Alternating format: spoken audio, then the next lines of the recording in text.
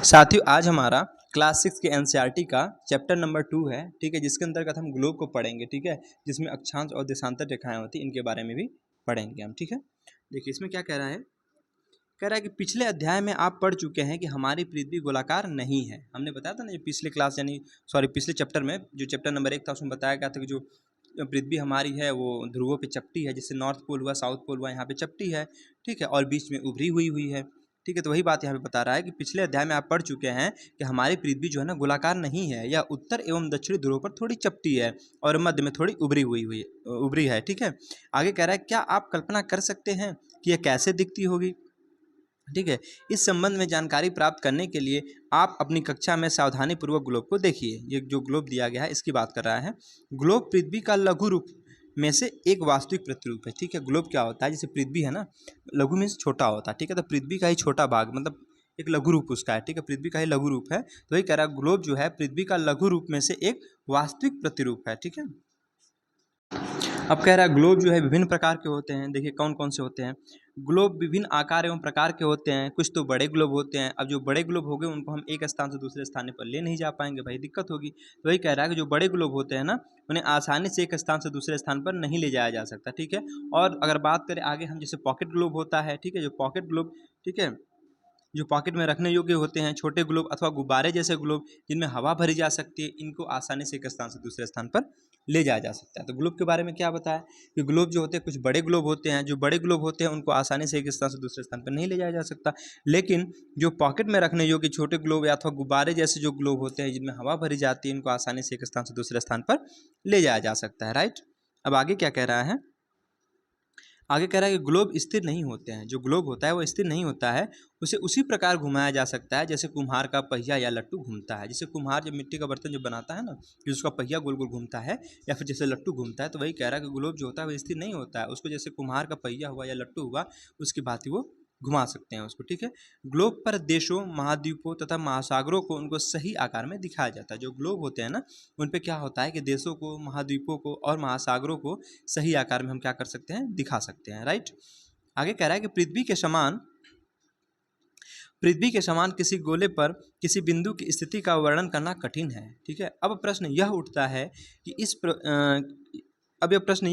कि इस पर किसी स्थान की स्थिति कैसे बताई जा सकती है। इसके लिए हमें कुछ बिंदुओं एवं रेखाओं के संदर्भ की आवश्यकता होती है। आगे कह रहा है, आप देखेंगे कि एक सुई, ठीक है, ग्लोब में झुकी हुई अवस्था में स्थित होती है, ठीक है। ग्लोब में एक सुई झुकी हुई अवस्था में स्थित होती है जिसे अक्ष कहा जाता है, ठीक है।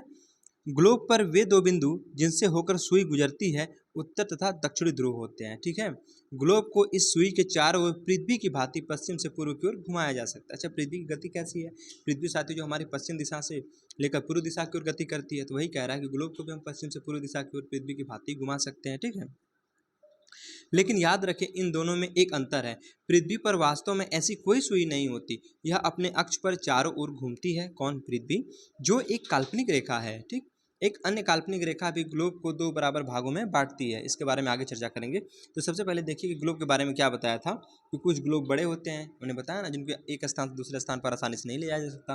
कुछ पॉकेट में रखने योग्य ग्लोब होते हैं, ठीक है, या फिर ऐसे गुब्बारे वाले ग्लोब जिसमें हवा भरी होती है, इनको एक स्थान दूसरे स्थान पर ले जाया जा सकता है, ठीक है। अब ग्लोब के बारे में ये बताया था कि ग्लोब में एक झुकी हुई सुई होती है, ठीक है, झुकी हुई सुई होती है, उसे अक्ष कहा जाता है, ठीक है। ऊपर वाले को हम क्या कहते हैं? उत्तरी अक्ष, नॉर्थ पोल कहते हैं। नीचे वाले को साउथ पोल कहते हैं। उत्तरी जो ऊपर है उसको उत्तरी ध्रुव कहते हैं और नीचे वाले को दक्षिणी ध्रुव कहते हैं, ठीक है। अच्छा, ग्लोब साथियों क्या होता है? फिक्स तो होता नहीं है, ठीक है। जैसे कुम्हार का पहिया घूमता है, ठीक है, और ये लट्टू घूमता है, उसी भांति हम ग्लोब को भी घुमा सकते हैं। अच्छा, ये भी बताया था आगे कि पृथ्वी की गति कैसे होती है? पश्चिम दिशा से लेकर पूर्व दिशा में पृथ्वी गति करती है, वैसे हम ग्लोब को भी पश्चिम दिशा से लेकर पूर्व की ओर घुमा सकते हैं, राइट। चलिए आगे हम बात करते हैं कि यह कह रहा है कि एक अन्य काल्पनिक रेखा भी ग्लोब को दो बराबर भागों में बांटती है। वो कौन सी, इसके बारे में जानते हैं। अब इसे क्या कहते हैं? जो रेखा ग्लोब को दो बराबर भागों में बांटती है, इसे विषुवत वृत्त कहा जाता है, ठीक है। पृथ्वी के उत्तर में स्थित आधे भाग को, जैसे पृथ्वी का यहाँ मान लीजिए 0 डिग्री है ना, तो इसके आधे भाग को हम क्या कहते हैं? उत्तरी गोलार्ध कहते हैं, ठीक है, नॉर्दर्न हेमिस्फीयर जिसको बोला जाता है। और आधे भाग को हम क्या कहते हैं? जो नीचे वाला भाग है उसको हम दक्षिणी गोलार्ध अर्थात साउदर्न हेमिस्फीयर कहते हैं, ठीक है। तो वही यहाँ पे बता रहा है कि पृथ्वी के उत्तर में स्थित आधे भाग को उत्तरी गोलार्ध तथा दक्षिण वाले आधे भाग को दक्षिणी गोलार्ध कहा जाता है। ये दोनों बराबर के आधे भाग होते हैं, मतलब जो नॉर्दर्न हेमिस्फीयर और साउदर्न हेमिस्फीयर होता है ना, ये दोनों इक्वल होते हैं, मतलब बराबर होते हैं, ठीक है।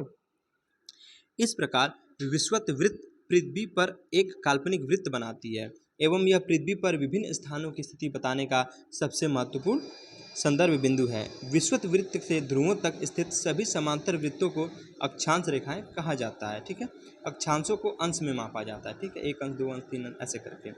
विषुवत वृत्त शून्य अंश, आगे कह रहा है विषुवत वृत्त शून्य अंश अक्षांश को दर्शाती है, ठीक है। जो विषुवत वृत्त होती है, ठीक है, वो शून्य अंश, अच्छा मतलब 0 डिग्री जो होती है ना, उसको दर्शाती है। चूंकि विषुवत वृत्त से दोनों तरफ ध्रुवों के बीच की दूरी पृथ्वी के चारों ओर, ठीक है, के वृत्त का 1/4 है, अतः इसका माप होगा 360 अंश। कितना होता है? 360 डिग्री होता है, ठीक है। अब 360 अंश का 1/4 यानी कि 90 अंश होता है। ये कहना चाहता है कि विषुवत वृत्त जो है शून्य अंश अक्षांश को दर्शाती है, ठीक है, जो 0 डिग्री की बात कर रहे हैं यहाँ पे। चूंकि विषुवत वृत्त, ठीक है, विषुवत वृत्त से दोनों तरफ ध्रुवों के बीच की दूरी पृथ्वी के चारों ओर वृत्त का 1/4 होती है, ठीक है। अब टोटल कितनी 360 डिग्री का होता है। 360 डिग्री का अगर 1/4 आप करेंगे तो कितना आएगा? जैसे मान लीजिए 360 है, 360 का अगर आप 1/4 करते हैं तो 90 डिग्री आ जाएगा। तो वही यहाँ पे बात कह रहा है, कह रहा है कि ध्रुवों के बीच की दूरी पृथ्वी के चारों वृत्त का 1/4 होती है, अतः इसका माप होगा 360 अंश का 1/4 यानी कि 90 अंश, ठीक। इस प्रकार 90 अंश, ठीक है, उत्तरी अक्षांश, ठीक है, 90 अंश उत्तरी अक्षांश उत्तर ध्रुव को दर्शाता है तथा 90 अंश दक्षिणी अक्षांश दक्षिणी ध्रुव को दर्शाता है, ठीक है। चलिए आगे हम बात करते हैं।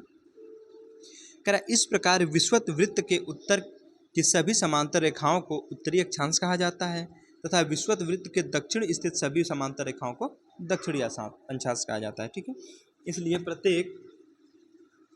इसलिए प्रत्येक अक्षांश के मान के साथ उसकी दिशा यानी उत्तर या दक्षिण को भी लिखा जाता है। सामान्यतः इसे उत्तर या दक्षिण अक्षर से व्यक्त किया जाता है, ठीक है। मतलब उ या द मतलब उत्तरी और दक्षिणी के हिसाब से बात कर रहा है कि सामान्यतः इसे उ मतलब उत्तर या द मतलब दक्षिण अक्षर से व्यक्त किया जाता है, ठीक है। उदाहरण के लिए महाराष्ट्र में चंद्रपुर एवं ब्राज़ील, देखिए एग्जाम्पल दिया है कि महाराष्ट्र में चंद्रपुर, ठीक है, चंद्रपुर एवं ब्राज़ील से दक्षिण अमेरिका में बेलो होरिजोंट दोनों एक ही अक्षांश तथा 20 अंश पर स्थित हैं। क्या बोला था कि महाराष्ट्र में चंद्रपुर एवं ब्राज़ील, ठीक है, यानी दक्षिण अमेरिका की बात कर रहा है, में बेलो होरिजोंटे दोनों एक ही अक्षांश अर्थात 20 अंश पर स्थित हैं। लेकिन चंद्रपुर विषुवत वृत्त के 20 अंश उत्तर में एवं बेलो होरिजेंटे, ठीक है, बेलो होरिजेंटे विषुवत वृत्त के 20 अंश दक्षिण में स्थित है, ठीक है।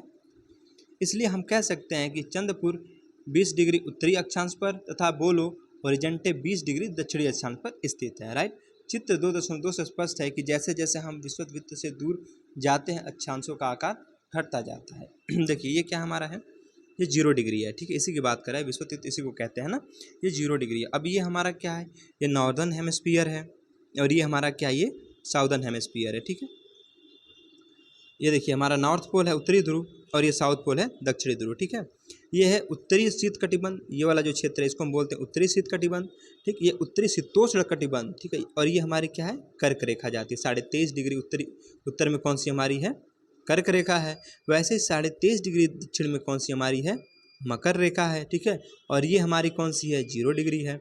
अब ये हमारा क्या है, ये बचा, ये विषुवत वृत्त हो गया, ठीक है। और ये हमारा साथी उष्ण कटिबंध हो गया, ठीक। इसके बाद अगर हम बात करें तो ये हमारा क्या था, उत्तरी ध्रुव वृत्त, ठीक है, जिसको हम उत्तरीय शीतोष्ण कटिबंध के नाम से जानते हैं। और ये वाला जो है दक्षिणी वृत्त, ध्रुव वृत्त है, इसे हम दक्षिणी शीतोष्ण कटिबंध के नाम से जानते हैं, ठीक है।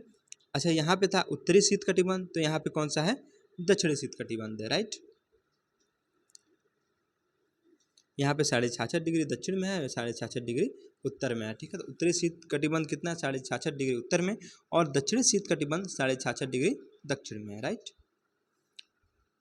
आगे कह रहा है महत्वपूर्ण अक्षांश की बात करें यानी समांतर रेखाएं, विषुवत वृत्त 0 डिग्री, देखिए ये कौन इसकी बात कर रहा है, विषुवत वृत्त 0 डिग्री, उत्तरी ध्रुव 90 डिग्री उत्तर, ठीक है, तथा दक्षिणी ध्रुव 90 डिग्री दक्षिण के अतिरिक्त 4 महत्वपूर्ण अक्षांश समांतर रेखाएं और भी हैं। ये कौन कौन सी, आइए देखते हैं। पहला कह रहा है उत्तरी गोलार्ध में, ठीक है, जो नॉर्दर्न हेमिस्फीयर उसकी बात कर रहा है कि उत्तरी गोलार्ध में कर्क रेखा 23.5 डिग्री उत्तर, ठीक है। दूसरी कह रहा है दक्षिणी गोलार्ध में मकर रेखा 23.5 डिग्री दक्षिण में है, ठीक है। तो मतलब मकर रेखा पूछे कि कर्क रेखा कहाँ है, तो नॉर्दर्न हेमिस्फीयर में 23.5 डिग्री उत्तर में है। और अगर पूछते मकर रेखा कहाँ है, तो 23.5 डिग्री दक्षिण में अर्थात साउदर्न हेमिस्फीयर में है, ठीक है। आगे बात करते हैं विषुवत के 66.5 डिग्री उत्तर में उत्तरी ध्रुव वृत्त है। कौन सा, आप बताया था ना, 66.5 डिग्री पे उत्तरी ध्रुव वृत्त है। और ऐसी अगर बात करें विषुवत रेखा के जो 0 डिग्री इसके दक्षिण की बात करें कि 66.5 डिग्री दक्षिण में दक्षिणी ध्रुव वृत्त है, ठीक है। तो क्या बताया हमने कि उत्तरी गोलार्ध में, ठीक है, जो कर्क रेखा है 23.5 डिग्री पे है और दक्षिणी गोलार्ध में मकर रेखा 23.5 डिग्री दक्षिण में है, ठीक है। अब बात करें हम 0 डिग्री से, अगर 0 डिग्री से आप ऊपर जाते हैं अर्थात उत्तर में जाते हैं तो 66.5 डिग्री पे आपको उत्तरी ध्रुव वृत्त मिलेगा। और वही 0 डिग्री यानी विषुवत रेखा से अगर आप दक्षिण में आते हैं, मतलब नीचे आते हैं, तो 66.5 डिग्री पे आपको दक्षिण में दक्षिणी ध्रुव वृत्त मिलता है, राइट। चलिए अब हम बात करेंगे पृथ्वी के ताप कटिबंध की। ठीक है, कर्क रेखा एवं मकर रेखा के बीच, ठीक है, कर्क रेखा जो 23.5 डिग्री उत्तर में और मकर रेखा कहाँ थी, 23.5 डिग्री साउथ में, ठीक है। तो ये कह रहा है कर्क रेखा एवं मकर रेखा के बीच के सभी अक्षांशों पर सूर्य वर्ष में, ठीक है, एक बार दोपहर में सिर के ठीक ऊपर होता है, इसलिए इस क्षेत्र में सबसे अधिक उष्मा होती है। भाई सूर्य ऊपर है तो गर्मी तो मिलेगी ही, ठीक है। तथा कहाँ होता है, इसलिए इस क्षेत्र में सबसे अधिक उष्मा प्राप्त होती है तथा इसे उष्णकटिबंधीय क्षेत्र कहा जाता है। क्या कहा जाता है, उष्णकटिबंधीय क्षेत्र कहते हैं, राइट। तो हमने क्या बताया कि कर्क रेखा, ठीक है, अब कर्क रेखा कहाँ पे होती है, 23.5 डिग्री उत्तर में, ठीक, और मकर रेखा जो कि 23.5 डिग्री दक्षिण में। वही कह रहा है कर्क रेखा और मकर रेखा के बीच के सभी अक्षांश, मतलब जितने भी इन दोनों के बीच के अक्षांश पड़ते हैं, ठीक है, जैसे ये आपकी पृथ्वी है, यहाँ पे हमारी देखिए 0 डिग्री हो गई, ठीक, ये हमारी 23.5 डिग्री पे कर्क रेखा है और ये फिर 23.5 डिग्री पे यहाँ पे दक्षिण में आपकी मकर रेखा है। तो इन दोनों के बीच का जो क्षेत्र है इनकी बात कर रहा है, ठीक है। तो क्या कह रहा है, कर्क रेखा और मकर रेखा के बीच के सभी अक्षांशों पर सूर्य जो है वर्ष में, ठीक है, एक बार दोपहर में सिर के ठीक ऊपर होता है, इसलिए इस क्षेत्र में सबसे अधिक उष्मा प्राप्त होती है तथा इसे क्या कहते हैं, उष्णकटिबंध वाला क्षेत्र कहते हैं, राइट।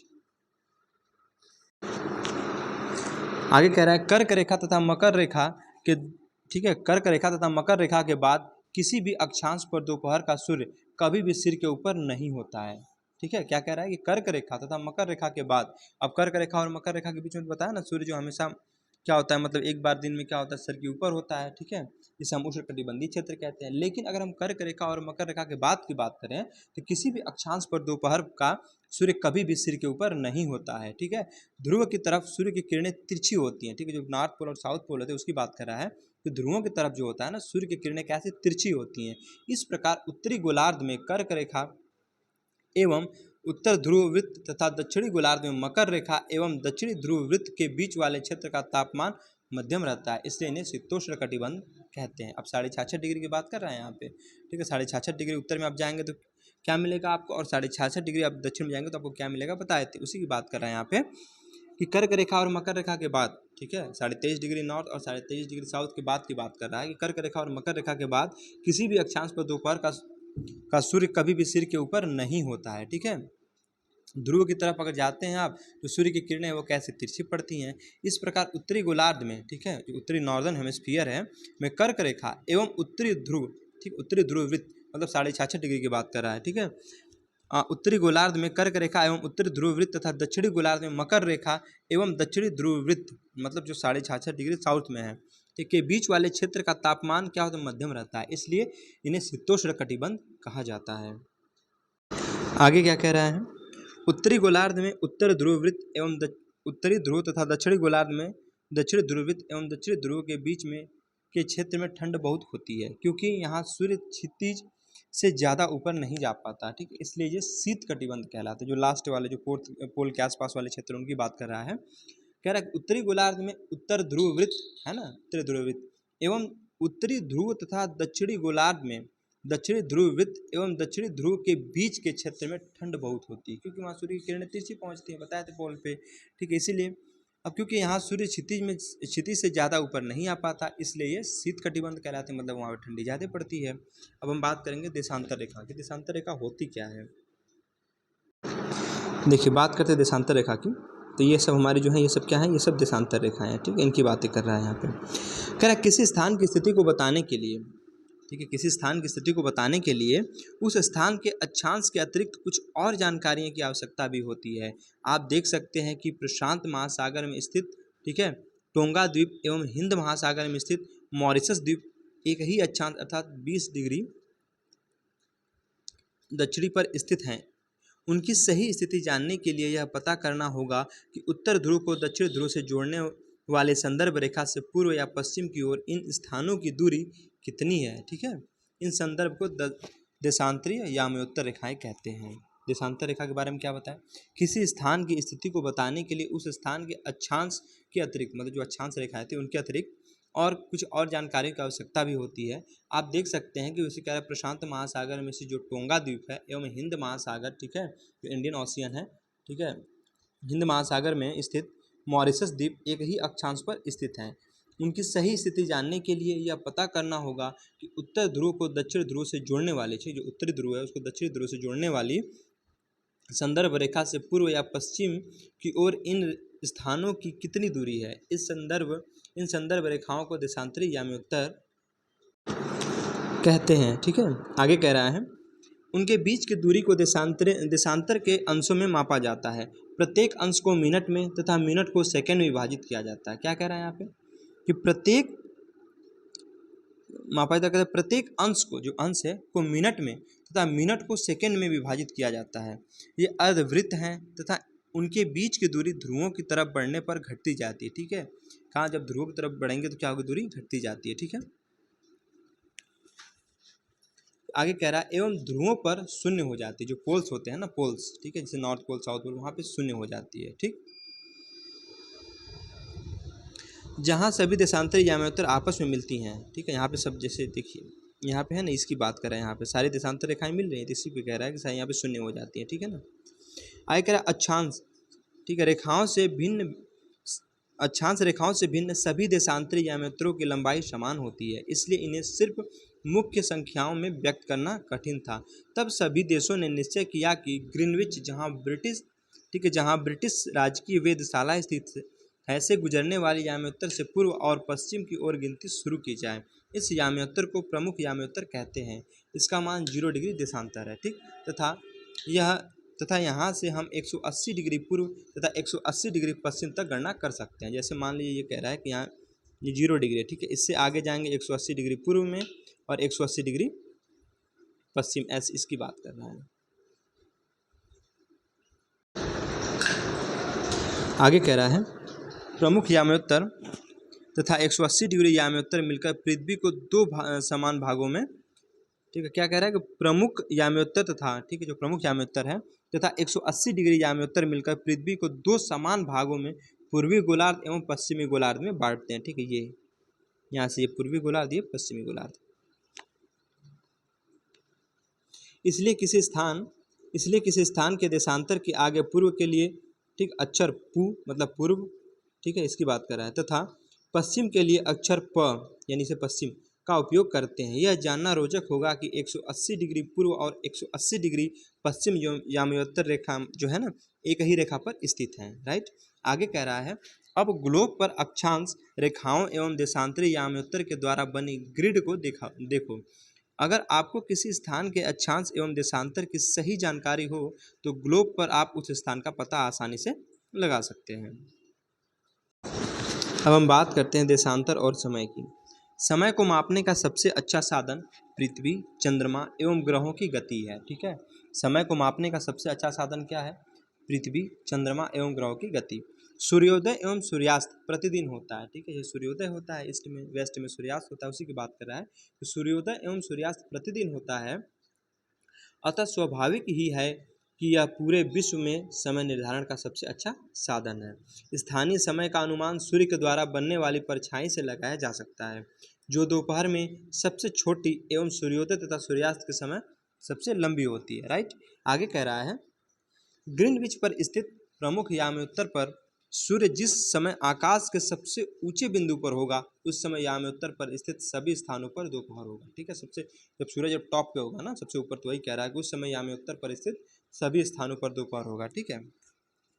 क्योंकि पृथ्वी पश्चिम से पूर्व की ओर चक्कर लगाती है, ये बात तो सब जानते हैं कि पृथ्वी की जो गति होती है वो पश्चिम दिशा से लेकर पूर्व दिशा की ओर होती है। तो कह रहा है पृथ्वी पश्चिम से पूर्व की ओर चक्कर लगाती है, अतः वे स्थान जो ग्रीनविच से पूर्व में है उनका समय ग्रीनविच समय से आगे होगा, ठीक है, मतलब जो आगे है उसका समय तो आगे होगा, ठीक है।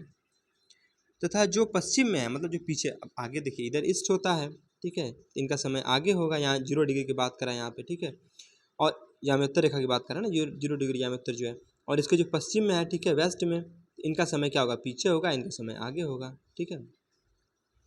तो ये कह रहा है ग्रीनविच पर स्थित प्रमुख याम्योत्तर पर सूर्य जिस समय आकाश में सबसे ऊंचे बिंदु पर होगा उस समय याम्योत्तर पर स्थित सभी स्थानों पर दोपहर होगी। चूंकि पृथ्वी पश्चिम से पूर्व की चक्कर लगाती है, अतः वे स्थान जो ग्रीनविच के पूर्व में है, अब ग्रीनविच के पूर्व का मतलब इधर की बात कर रहा है, ठीक है, ये वाले, उनका समय ग्रीनविच, ठीक है, समय से आगे होगा, मतलब इनका जो समय होगा आगे होगा, ठीक। और कह रहा है तथा जो पश्चिम में है, पश्चिम का मतलब यहाँ की बात कर रहा है, ठीक है, पश्चिम, जो पश्चिम है उनका समय पीछे होगा, ठीक, समय कैसा होगा उनका, पीछे होगा। जैसे चित्र 2.8 किसकी बात कर रहा है यहाँ पे,